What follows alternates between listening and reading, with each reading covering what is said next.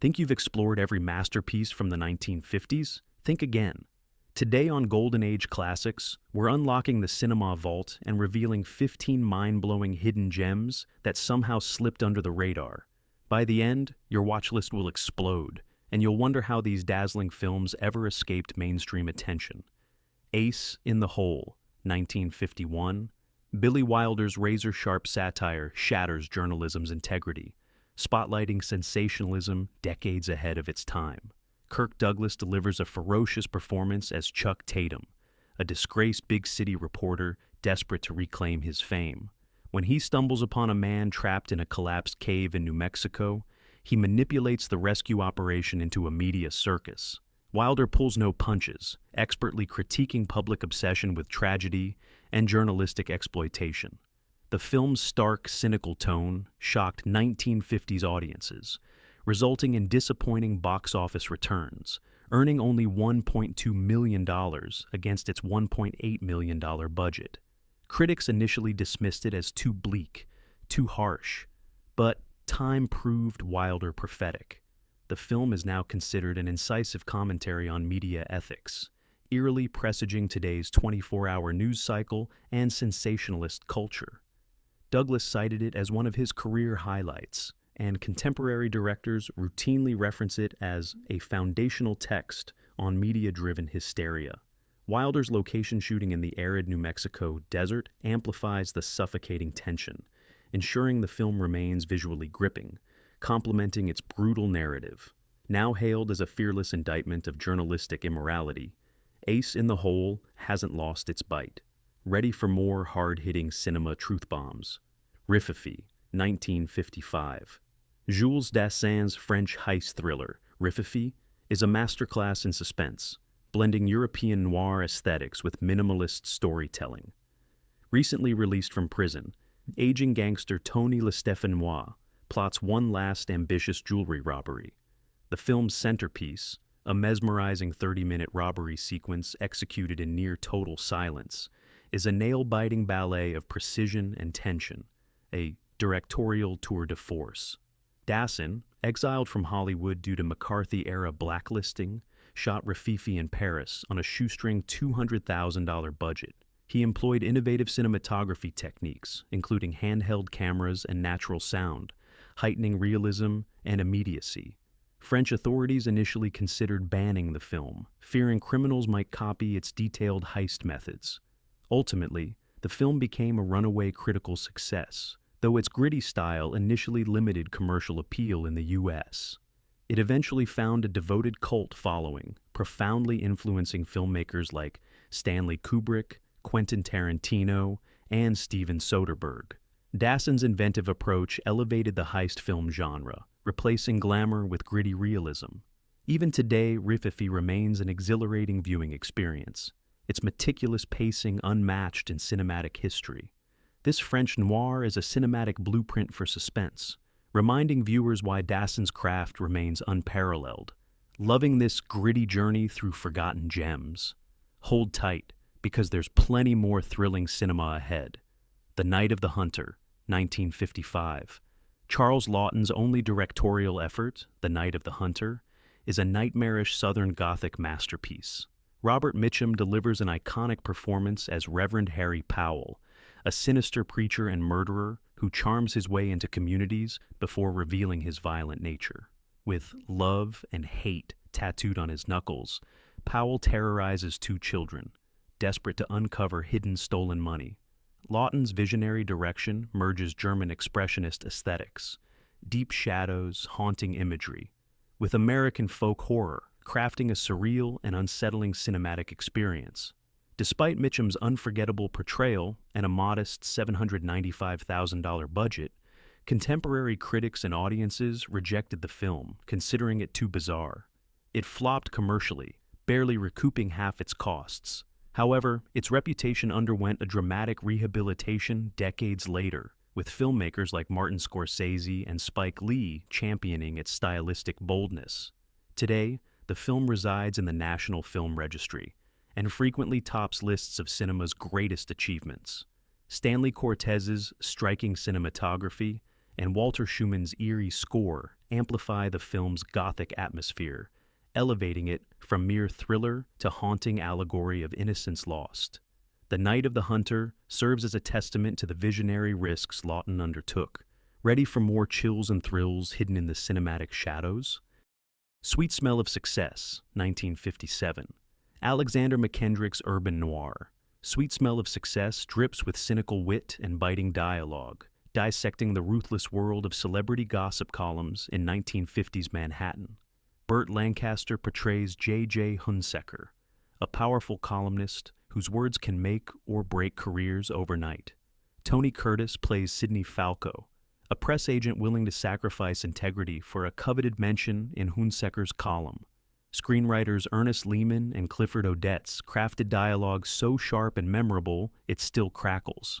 Despite Lancaster's star power and a jazzy kinetic score from Elmer Bernstein, the film's unsympathetic portrayal of media manipulation alienated contemporary audiences.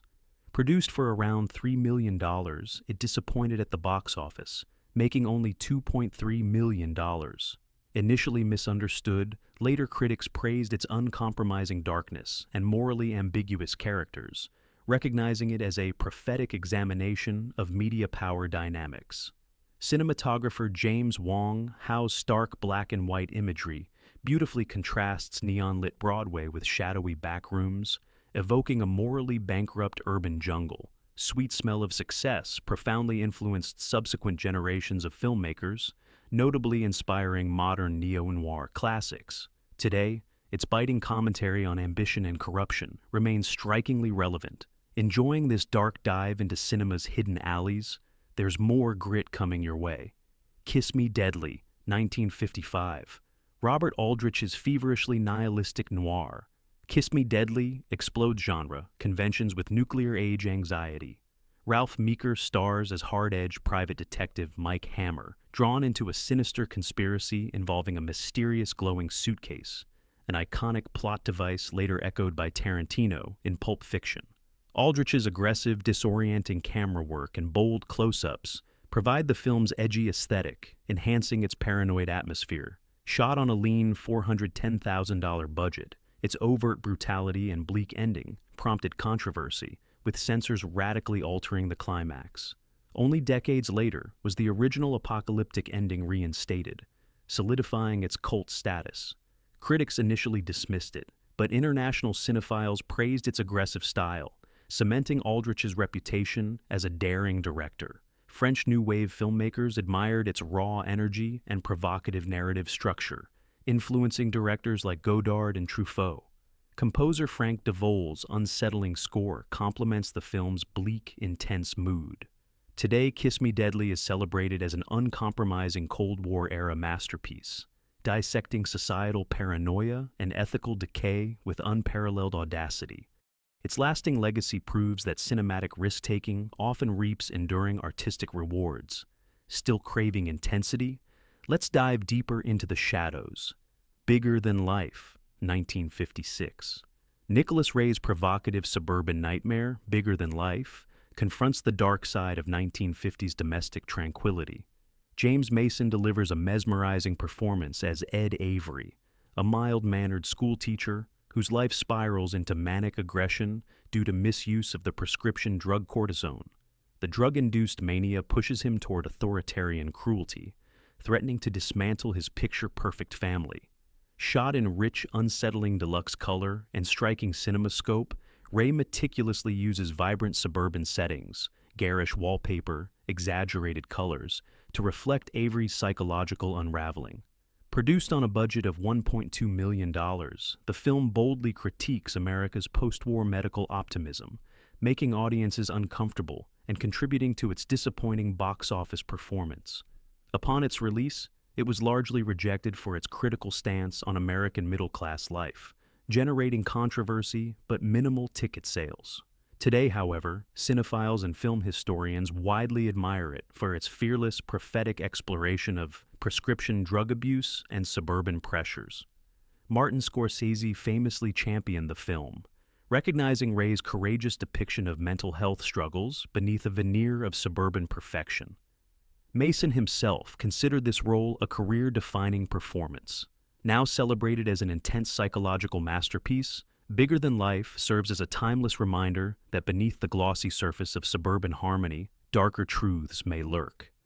Enjoying this deep cinematic dive? Let's keep going. Pick Up on South Street, 1953. Samuel Fuller's gritty film, noir. Pick Up on South Street fuses espionage, thrills with street-level realism.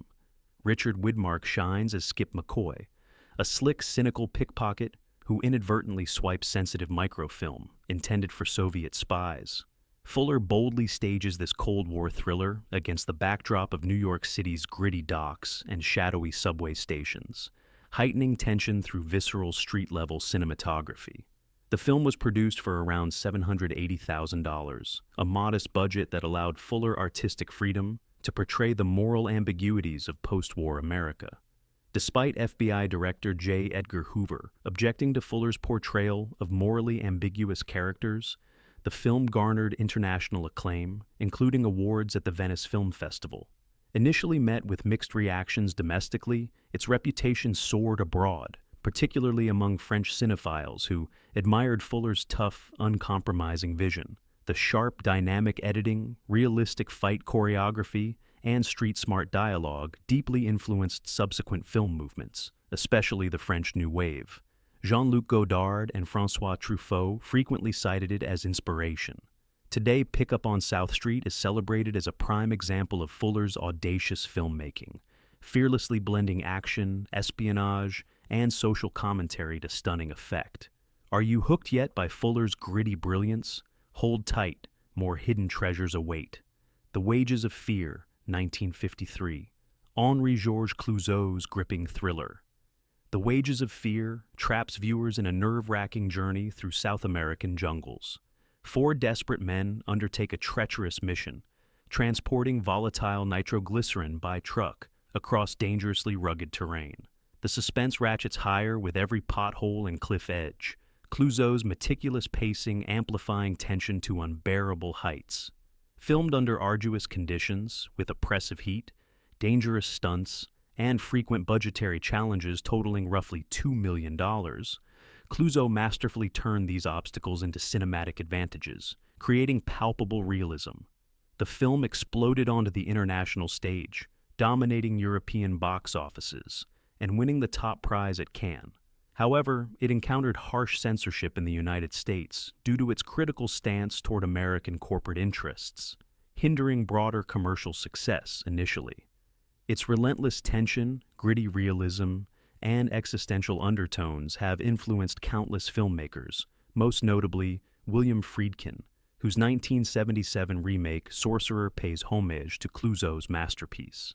Today, The Wages of Fear remains a benchmark in cinematic suspense, proving how psychological intensity can rival action-packed spectacle. Clouzot's commitment to visceral, uncompromising storytelling set a high watermark in thriller cinema, leaving viewers breathless decades later. Still holding your breath? Good. There's plenty more cinematic gold to uncover. Paths of Glory, 1957. Stanley Kubrick's fiercely anti-war, Paths of Glory delivers a blistering indictment of military injustice during World War I. Kirk Douglas powerfully anchors the film as Colonel Dax, an idealistic officer caught in the horrific machinery of war. After soldiers refuse to undertake a suicidal mission, generals arbitrarily select 3 men to face a court-martial to encourage bravery. Kubrick employs relentless tracking shots through muddy trenches, stark black and white cinematography, and claustrophobic interiors to vividly depict war's brutality. Produced on a tight $900,000 budget, the film initially sparked controversy, especially in France, where authorities banned it until 1975 due to its biting critique of military hierarchy and futility. Although financially modest upon initial release, it quickly gained critical acclaim internationally. Kubrick's incisive, unflinching direction and the cast's emotionally charged performances have profoundly impacted generations of filmmakers, reinforcing the film's enduring legacy. Now recognized as a landmark in anti-war cinema, Paths of Glory remains hauntingly relevant, revealing the inherent absurdity and cruelty within military bureaucracy. Kubrick's penetrating insight and technical virtuosity combined to create an unforgettable cinematic indictment of the human cost of war. Ready for more powerful revelations? Let's march onward. Ombberto D, 1952. Vittorio De Sica's neo-realist masterpiece, Ombberto D quietly devastates viewers with a portrait of an elderly man grappling with poverty in post-war Rome.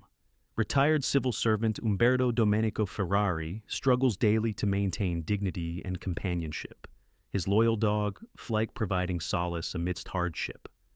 Filmed with non-professional actors and minimalistic style on an incredibly modest $200,000 budget, De Sica emphasizes authenticity and emotional honesty over sentimentality, despite, or perhaps because of, its uncompromising depiction of suffering.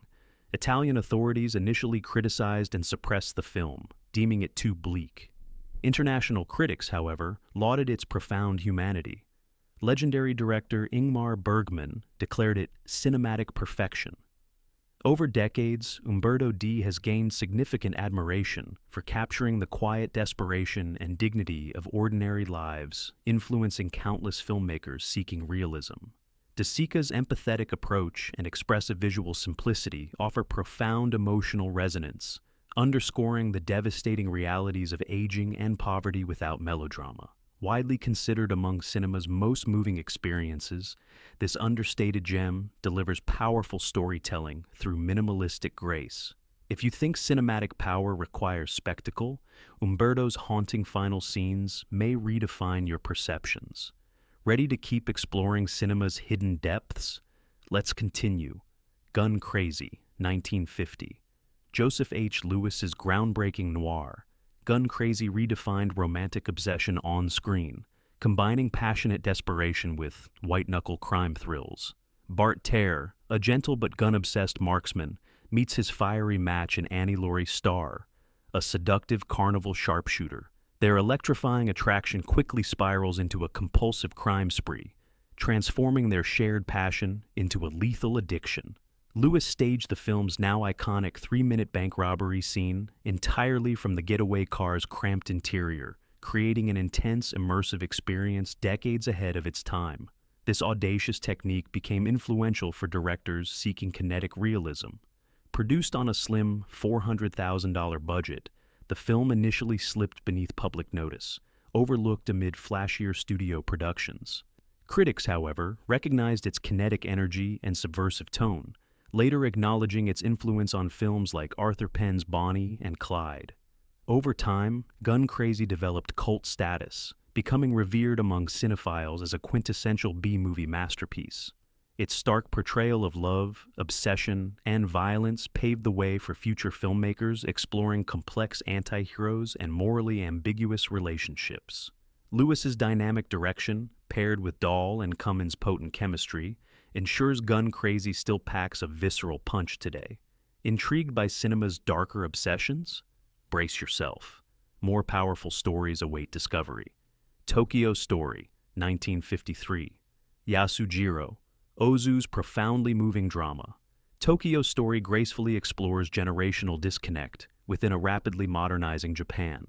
Elderly parents Shukichi and Tomi Hirayama travel from rural Japan to Tokyo, hoping to reconnect with their adult children, only to find them preoccupied, distant, and emotionally unavailable. Ozu's distinctive visual style, static, carefully framed shots, low camera angles, and meticulous compositions, creates a profound stillness reflecting the story's quiet emotional depth. Produced modestly for around $250,000, the film initially received respectful but muted reactions domestically, overshadowed by flashier contemporaries. Its subtlety and deliberate pacing initially limited its mainstream appeal. However, international critics soon recognized its extraordinary power, praising Ozu's profound insight into family dynamics and the human condition. Today, Tokyo Story is widely considered one of cinema's greatest masterpieces, consistently ranking near the top of prestigious film polls such as the British Film Institute's Sight and Sound rankings. Directors from Ingmar Bergman to Martin Scorsese cite it as profoundly influential, praising its emotional resonance, compassionate storytelling, and technical precision. Ozu's understated narrative proves cinema's true power lies not in spectacle but in capturing universal truths through quiet observation. Ready to explore more quietly powerful cinematic treasures? Let's journey onward. Il Grido, 1957. Michelangelo Antonioni's haunting existential drama.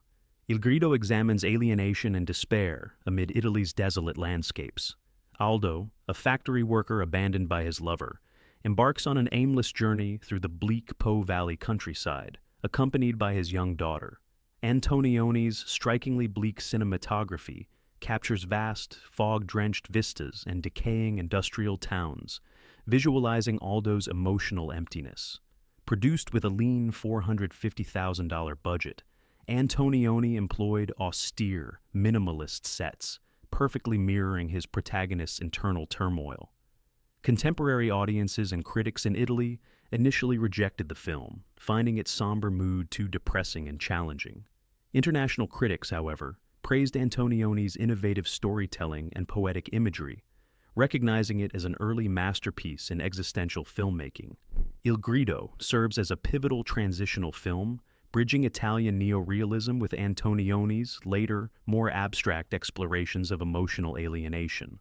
Today it's admired as a groundbreaking examination of modern isolation, influencing filmmakers worldwide and cementing Antonioni's reputation as a cinema visionary. Cochrane's understated, powerful performance anchors the film, making Aldo's quiet despair deeply resonant. Il Grido remains a timeless portrayal of loss and detachment, its profound melancholy resonating vividly with contemporary audiences. Are you captivated by cinema's existential explorations? More cinematic revelations are ahead. Les Diabolik, 1955. Henri-Georges Clouzot's nerve-rattling thriller, Les Diabolik, delivers tension, paranoia, and cinematic suspense at their peak. Set in a decrepit French boarding school, the plot centers on a frail wife and a bitter mistress who conspire to murder their sadistic headmaster husband. After their crime, the corpse mysteriously disappears, plunging them into escalating dread and paranoia. Clouzot masterfully manipulates suspense, employing stark black and white cinematography, carefully constructed pacing, and chilling set pieces, including the infamous bathtub scene. Produced for approximately $580,000, Clouzot insisted on authenticity, even making actors endure hours in freezing water for realism, resulting in palpable tension on screen. Hitchcock, famously beaten to acquiring the rights, later drew inspiration from the film when creating Psycho. Upon release, audiences flocked to theaters, captivated by the film's notorious twist ending, rigorously kept secret as part of the film's marketing campaign. Les Diaboliques influenced countless filmmakers, setting new standards for psychological horror and suspense. Today, its meticulous craftsmanship, psychological complexity, and shocking twists remain thrilling, confirming Clouzot's status as a master of tension and suspense. Ready for more cinematic twists and turns? Hold tight. We've got one final hidden gem to unveil. Odds Against Tomorrow, 1959.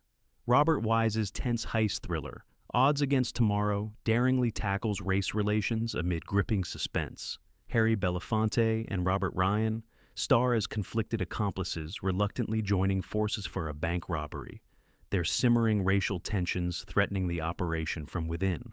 Wise's innovative use of stark black and white cinematography and John Lewis's jazz-infused score heighten the film's palpable tension, emphasizing the moral ambiguity and social critique embedded within its gripping narrative. Produced for roughly $1.4 million, the film faced considerable challenges upon release, including pressure from the House Un-American Activities Committee, which stunted its initial marketing and distribution. Its modest, $1.7 million box office return belied the film's artistic and social significance. Over time, critics re-evaluated Odds Against Tomorrow, celebrating it as a groundbreaking exploration of racial prejudice set within genre conventions, paving the way for socially conscious thrillers in subsequent decades. Belafonte's and Ryan's intense, nuanced performances underscore the film's urgency and lasting impact, exploring racial dynamics and moral decay with unflinching honesty. Wise's thoughtful direction transformed genre cinema into compelling social commentary, making Odds Against Tomorrow an essential cinematic artifact still relevant today. Loving this journey through cinema's boldest hidden gems? That's it. 15 hidden gems from the 1950s that still blow minds today. Which film grabbed your attention most? Drop your thoughts in the comments, subscribe, ring the bell, and stick around. Golden Age Classics will continue unearthing cinematic treasures. See you soon, film lovers, as we rewind the reels again.